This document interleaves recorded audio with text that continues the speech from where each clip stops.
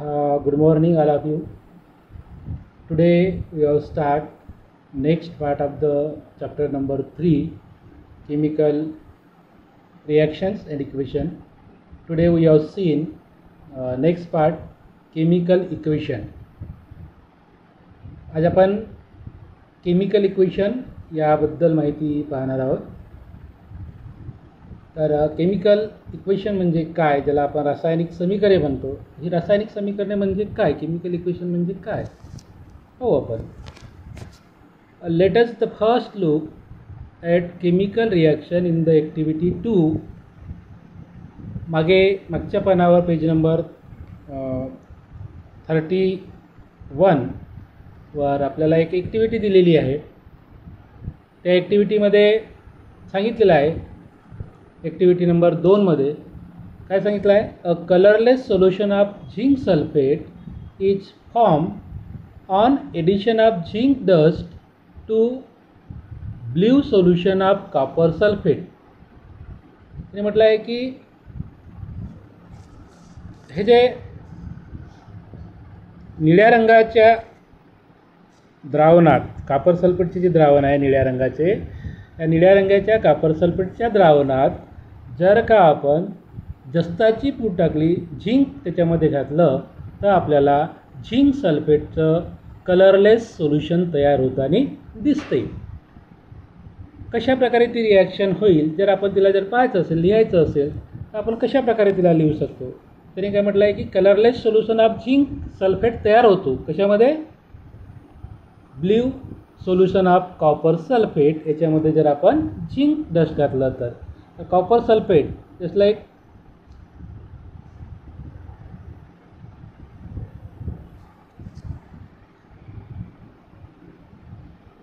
CuSO4 plus zinc लिहिलेलं आहे, CuSO4 plus zinc, ZnSO4 plus copper, म्हणजे झिंक सल्फेटचं द्रावण तयार होईल आणि कॉपर हा वेगळा केला जाईल. This chemical reaction can be written in brief as follow. ही जी रासायनिक अभिसमीकरण आहे, रिॲक्शन आहे, रासायनिक अभिक्रिया आहे, ही अभिक्रिया आपण खालील प्रकारे लिहू शकतो. तर लिहित असताना त्यांनी लिहिलं आहे की aqueous solution of copper sulphate plus zinc dust, मग त्याच्यासमोर एरो दाखवलेला आहे, aqueous solution of zinc sulphate plus copper. याला आपण वर्ड इक्वेशन म्हणतो. This is the word equation. This simple way of representing a chemical reaction in word is called a word equation. म्हणजे शब्दामध्ये त्याचं आपण पूर्ण वर्णन केलेलं आहे, म्हणून त्याला आपण शाब्दिक समीकरण किंवा वर्ड इक्वेशन असे म्हणतो. आपल्याला केमिकल इक्वेशनमध्ये त्याला लिहायचं आहे. तर केमिकल इक्वेशनमध्ये लिहिण्यासाठी आपल्याला काय करावं लागेल, the word equation can be written in a further condense form by using chemical formulae. म्हणजे जर आपल्याला त्याला रासायनिक समीकरणाच्या रूपात लिहायचं असेल तर आपल्याला तिथं वापरण्यात येणारे जे काही रिॲक्टंट्स आहेत किंवा जे प्रोडक्ट तयार झालेले आहेत त्यांची आपल्याला फॉर्म्युलीच्या रूपामध्ये त्याची मांडणी करावी लागते आणि त्यालाच आपण केमिकल इक्वेशन म्हणतो. तीच रिॲक्शन कशा प्रकारे लिहिलेलं आहे ते आपल्याला इथं खाली पाहायला मिळतो. CuSO4 plus zinc just Zn, त्याच्यानंतर एरो दाखवलेला आहे, म्हणजे जे प्रोडक्ट तयार झालेलं आहे त्या प्रोडक्टने सांगितलं आहे की ZnSO4 प्लस कॉपर, म्हणजे त्याच्यातून तांबे हे वेगळे करण्यात आलेले आहेत. This representation of chemical reaction in a condense form using a chemical formulae is called as the chemical equation. रासायनिक समीकरण म्हणजे काय, त्यांनी रासायनिक समीकरण म्हणजे काय म्हटलं आहे की रासायनिक सूत्रांचा वापर करून रासायनिक अभिक्रियेच्या संक्षिप्त स्वरूपात केलेल्या मांडणीला रासायनिक समीकरण असे म्हणतात. In the above equation, copper sulfate CuSO4 and zinc are the reactants. वर जी रासायनिक अभिक्रिया दिलेली आहे त्याच्यामध्ये कॉपर सल्फेट आणि झिंक हे काय आहेत, रिॲक्टंट आहेत, ज्याला आपण अभिक्रियाकारके म्हणतो, म्हणजे जे रासायनिक अभिक्रियेमध्ये भाग घेत आहेत त्यांना आपण रिॲक्टंट म्हणतो. They react with each other to form copper particles and a solution of colourless zinc sulphate. हे ज्यावेळेस दोन्ही एकमेकामध्ये रिॲक्ट होतात, त्यांच्यामध्ये रिॲक्शन होत असते, they react to each other, they form copper particles and solution of colourless zinc sulphate. म्हणजे हा जो निळ्या रंगाचा कॉपर सल्फेट सोल्युशन आहे, ज्यावेळेस झिंक बरोबर त्याची अभिक्रिया होते तर रंगहीन असं झिंक सल्फेटचं द्रावण तयार होते आणि कॉपर हे वेगळं केलं जात असते. As the product having totally different properties. आणि हे जे दोन प्रोडक्ट तयार झालेले आहेत, कोणते दोन product? Copper particles and colourless zinc sulphate. हे दोन्ही प्रोडक्ट यांच्या ज्या प्रॉपर्टी आहेत त्या पूर्वी जे आपण रिॲक्टंट घेतलेले आहेत त्या रिॲक्टंटपेक्षा वेगळे आहेत. The ionic bond in the reaction copper sulphate breaks and the ionic bond in the product zinc sulphate is form during this reaction. काय म्हटलं आहे? ज्यावेळेस कॉपर सल्फेट हे ब्रेक होतात, तर ब्रेक होत असताना त्याच्यातील आयोनिक बॉन्ड वेगळे होतात आणि नवीन आयोनिक बॉन्ड झिंक सल्फेटमध्ये तयार होत असतो. तर आयोनिक बॉन्ड काय आहेत आपण पुढे पाहणारच आहोत. Next part, writing a chemical equation. Chemical equation, रासायनिक समीकरण कसे लिहावे, म्हणजे रासायनिक समीकरणाचं लेखन आपण कसं करणार ते पाहू. Let us now see convention followed while written a chemical equation. तर आपल्याला ज्यावेळेस काही केमिकल इक्वेशन लिहायचे असतात त्यावेळेस काही संकेत पाळायचे असतात. ते संकेत कोणते कोणते आहेत, काय आपल्याला लक्षात ठेवायचं आहे केमिकल इक्वेशन लिहिताना, ते आपण इथं पाहणार आहोत. फर्स्ट, पहिलं संकेत काय आहे? In a chemical equation the reactants are written on the left hand side while the product on the right hand side, and an arrow heading towards the product is drawn in between them. This arrow indicates the direction of the reaction. पहिलं म्हटलं आहे की जर आपल्याला chemical reaction लिहायची आहे, chemical equation लिहायचं आहे, तर केमिकल इक्वेशन लिहिताना आपल्याला काय करावं लागेल की जे रिॲक्टंट्स आहेत ते रिॲक्टंट्स लेफ्ट हँड साईडला घ्यायचे आहेत. लेफ्ट हँड साईडमध्ये तुमच्या समोर जे पुस्तक ठेवलेले आहे तर तुमचं लेफ्ट हँड साईड, त्या लेफ्ट हँड साईडला आपल्याला रिॲक्टंट्स लिहायचे आहेत आणि रिॲक्टंट्स प्रोडक्ट्स जे आहेत ते आपल्याला राईट हँड साईडला लिहायचे आहेत.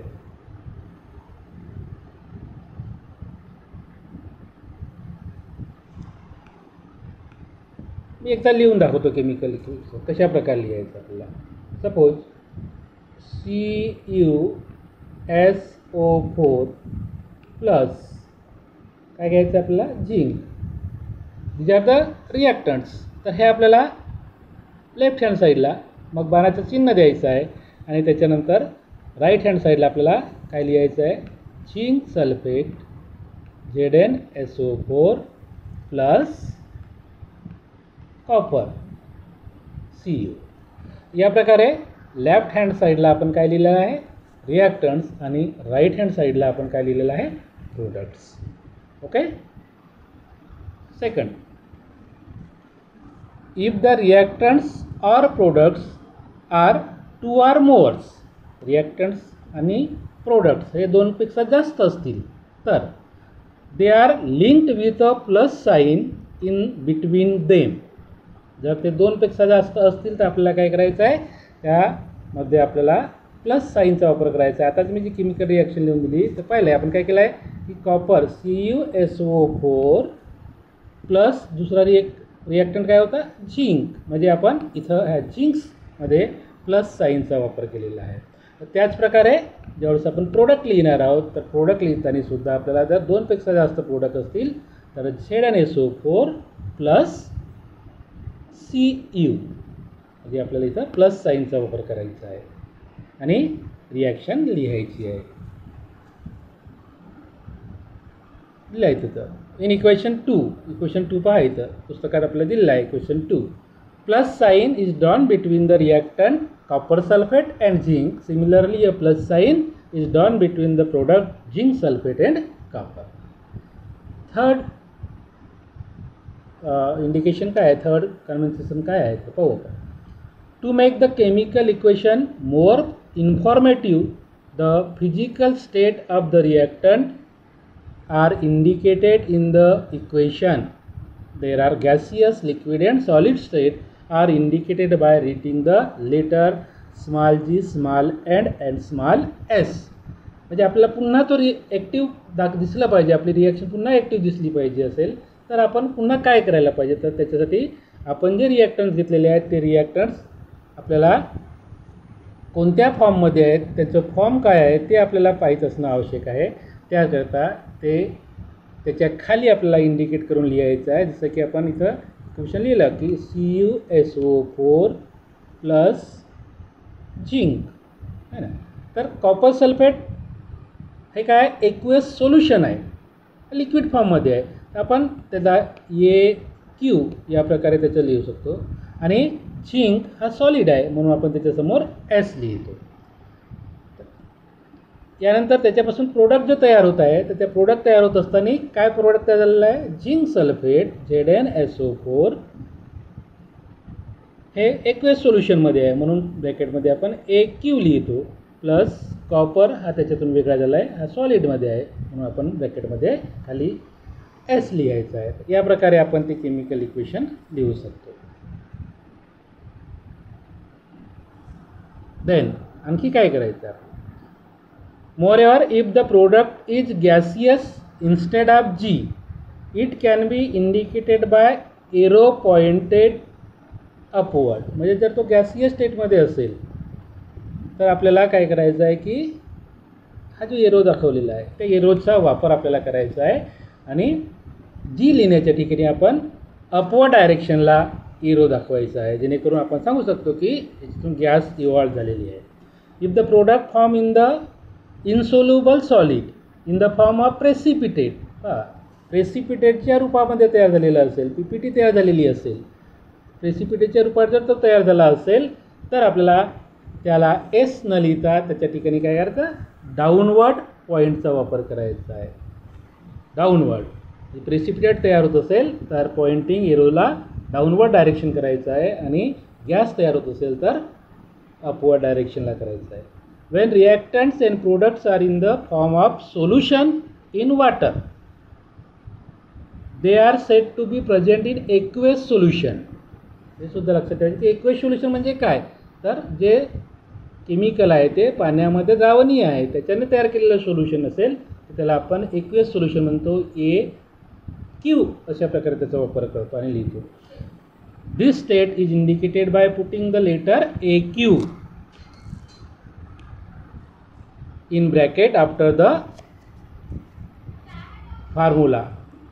Thus the equation 2 is rewrite as equation 3 is shown below. कशा प्रकारे लिहिलेलं पहा. CuSO4 ब्रॅकेटमध्ये एक्वेस सोल्युशन, झिंक हा सॉलिड आहे, एरो झिंक सल्फेट पुन्हा एक्वेस सोल्युशन तयार झालं, कॉपर हा सॉलिड आहे. अशा प्रकारे आपण चांगल्या पद्धतीने केमिकल इक्वेशन लिहू शकतो.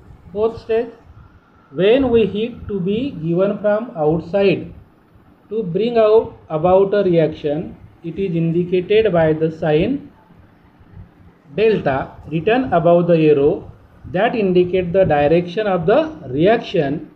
For example, the reaction in which slacked lime is formed on heating, limestone is written as formed. इथं खाली काय म्हटलं आहे की रासायनिक अभिक्रिया ज्यावेळेस घडवून येत असताना बाहेरून उष्णता द्यावी लागत असेल है ना, त्यांना जर आपल्याला उष्णता बाहेरून द्यायची असेल, बाहेरून द्यावी लागत असेल तर अशा वेळेस आपल्याला त्या एरोवर राईट डायरेक्शनला जो एरो आहे त्याच्यावर आपल्याला डेल्टाचं साईन द्यायचं आहे. हा डेल्टा साईन आपल्याला काय सांगतो की त्या रिॲक्टंटला आपण बाहेरून उष्णता देत आहोत आणि ते केमिकल रिॲक्शन आपण खालील पद्धतीने लिहू शकतो. म्हणजे कशा प्रकारे लिहिली आहे त्यांनी काय इथं लाईमस्टोन कॅल्शियम कार्बोनेट CaCO3 सॉलिडमध्ये आहे. याला काय केलं आहे त्यांनी हीट केलेलं आहे, बाहेरून त्याला हीट दिलेली आहे म्हणून आपण हा वापरू शकतो. या ठिकाणी आपण हीटसुद्धा लिहिता येईल, परंतु हीट न वापरता आपण सिम्बॉल वापरलेला आहे. तर हीट दिल्यानंतर त्याच्यातून आपल्याला काय तयार होतो, कॅल्शियम ऑक्साईड तयार होताना दिसते आणि कार्बन डायऑक्साईड गॅस बाहेर टाकली जाते. गॅसचा एक सिम्बॉल एरो अपवर्ड डायरेक्शनला दाखवलेला आहे. अशा प्रकारे आपण त्या केमिकल इक्वेशनला आपण लिहू शकतो. Similarly in fact that heat is released. आता आपण इथं हीट घेतली होती, समजा त्या ठिकाणी हीट रिलीज झाली असेल, केमिकल रिॲक्शन झाल्यानंतर हीट बाहेर टाकली गेली असेल, तर between the aqueous solution of copper sulfate and zinc dust the is indicate as follow. कशा प्रकारे इंडिकेट करायचं, तर आपल्याला सांगितलं आहे की कॉपर सल्फेट आणि झिंक यांच्यामध्ये ज्यावेळेस रिॲक्शन होते तर हीट बाहेर टाकली जात असते. तर हीट बाहेर टाकली जाते हे दर्शवायचं असेल तर आपण काय करणार आहोत, copper sulphate plus zinc product झाला zinc sulphate plus copper and gas heat is evolved. Heat आपण प्लस लिहायचं आणि समोर त्याच्यासमोर हीट लिहायची आहे आणि या प्रकारे केमिकल इक्वेशन व्यवस्थितपणे आपण लिहून दाखवू शकतो. It is necessary to fulfil certain condition like specific temperature, pressure, catalyst etcetera to bring about some reactions. These conditions are indicated below or above the arrow indicating the direction of reaction. त्याचप्रमाणे पुन्हा म्हटलं आहे की हा जो arrow दाखवलेला आहे या एरोच्या ठिकाणी आपण काही अशा स्पेसिफिक कंडिशनसुद्धा आपण नोंद करू शकतो. टेम्परेचर दिलेला असेल तर त्याच्यावर टेम्परेचर लिहिता येईल, प्रेशर दिलेला असेल तर प्रेशर लिहिता येईल, एखाद्या कॅटॅलिस्टचा वापर केलेला असेल तर आपण कॅटॅलिस्टचा वापर कसा केलेला आहे तो लिहिता येईल. एक एक्झाम्पल आहे आपलं फोटोसिंथेसिसचं. या फोटोसिंथेसिसच्या रिॲक्शनमध्ये आपण पाहिलेलं आहे की C6H12O6 हे ज्यावेळेस तयार होते तर हे तयार होत असताना याच्यात जे आपण कॅटॅलिस्ट वापरलेलं आहे त्या कॅटॅलिस्टच्या एरोमध्ये आपण एकतर सनलाईट लिहितो किंवा लाईट लिहितो आणि दुसरं इथं क्लोरोफिल लिहितो, क्लोरोफिल. तर या प्रकारे आपण कॅटॅलिस्ट वापरला असेल तर कॅटॅलिस्टचा वापर करू शकतो, टेम्परेचरचा वापर करू शकतो आणि केमिकल रिॲक्शन ह्या इक्वेशन्स लिहिताना अगदी व्यवस्थितपणे चांगल्या प्रकारे आपण तयार करू शकतो, है ना. दिला एक एक्झाम्पल इथं पाहू आपण. The reaction of vegetable oil take place at the temperature of 60 degree with hydrogen gas in presence of nickel catalyst and is written as follows. म्हटलं आहे की व्हेजिटेबल ऑइलचे उदाहरण दिलेलं आहे. या वनस्पती तूप तयार करत असताना प्रामुख्याने आपल्याला निकेल या उत्प्रेरकाचा वापर करावा लागतो आणि निकेल या उत्प्रेरकाचा वापर करत असताना पुन्हा तापमान किती असला पाहिजे तो तापमानही आपण निश्चित दिलेला असतो 60 डिग्री सेल्सिअस या तापमानाला. आणि निकेल कॅटॅलिस्टचा वापर करून आपण प्रामुख्याने व्हेजिटेबल ऑइल जे आहे ते व्हेजिटेबल ऑइल आपण तयार करू शकतो. तर पुढच्या पानावर आपल्याला ते व्हेजिटेबल ऑइल जे आहे ते दिलेलं आहे. पाहायचं व्हेजिटेबल ऑइल आता तिथं 1 नाही आहे ते L आहे. काही विद्यार्थी काय करतात त्याला 1 लिहितात. This is not a 1, this is a L, small L म्हणजे लिक्विड फॉर्ममध्ये आहे. Plus H2 is a gas आणि तिथं एरोवर दाखवलेलं आहे 60 डिग्री सेल्सिअस लागणारं त्याला तापमान आहे, टेम्परेचर आहे. आणि आपण ही क्रिया लवकरात लवकर घडून यावी, व्यवस्थित घडून यावी म्हणून जो उत्प्रेरक वापरलेला आहे, कॅटॅलिस्ट वापरलेला आहे तो आहे निकेल. फक्त NI लिहिलं तरी चालेल किंवा NI कॅटॅलिस्ट लिहिलं तरी आपल्याला चालेल. आणि त्याच्यातून तयार होणारा जो प्रोडक्ट आहे तो आहे वनस्पती घी. याला आपण वनस्पती तूप म्हणतो, it is in the solid form. 6वा पॉईंट आहे, 6 point, special information or name of reactant and products are written below their formulae. अत्यंत महत्त्वाचा की ज्यावेळेस आपण केमिकल रिॲक्शन लिहितो त्यावेळेस तो इक्वेशन लिहित असताना त्या रिॲक्टंटच्या खाली किंवा प्रोडक्टच्या खाली त्यांचं नाव लिहिणं अत्यंत आवश्यक आहे, त्या फॉर्म्युल्याचं नाव लिहिणं आवश्यक आहे. खाली एक एक्झाम्पल दिलेलं आहे. Copper on reaction with concentrated nitric acid gives reddish colour poisonous nitrogen dioxide gas. Cu म्हणजे खाली आपल्याला त्याचं कॉपर लिहायचं आहे, plus HNO3 nitrogen gas, nitric acid, concentrated nitric acid आहे. आता कॉन्सन्ट्रेटेड नायट्रिक ॲसिड असल्याकारणाने तिथं खाली त्यांनी लिहिलेच आहे. काय लिहिलं आहे? Cu प्लस 4HNO3 आणि खाली लिहिलं आहे कॉन्सन्ट्रेटेड, म्हणजे तो सोल्युशन कॉन्सन्ट्रेटेड आहे, सहंत आहे, म्हणून त्याच्याखाली आपण कॉन्सन्ट्रेटेड लिहिलेलं आहे. आणि त्याच्यापासून तयार झालेलं कॉन्सन्ट्रेटेड सोल्युशन प्लस कॉपर यांच्यातून तयार झालेला जो प्रोडक्ट आहे तो आहे poisonous nitrogen dioxide gas, NO2 gas. आणि त्याचे सबस्टन्स आहेत copper nitrate and aqueous solution of copper nitrate and water. दुसरी रिॲक्शन त्याच्यात दिलेली आहे, त्याच्यात वापरलेला आहे dilute nitric acid and produce nitric oxide gas. तर डायल्यूट नायट्रिक ॲसिड वापरल्यामुळे आपण त्याच्याखाली काय लिहिलं, मग डायल्यूट लिहिलेलं आहे. 3 कॉपर प्लस 8 HNO3 डायल्यूट. त्याच्यापासून तयार झालेले सबस्टन्स आहेत nitric oxide 2NO, nitric oxide. It is in the gaseous form. या सगळ्याचे फॉर्म लिहिलेले आहेत. Aqueous solution of cuprous nitrate आणि वॉटर मॉलिक्युल्स आहेत लिक्विड फॉर्ममध्ये.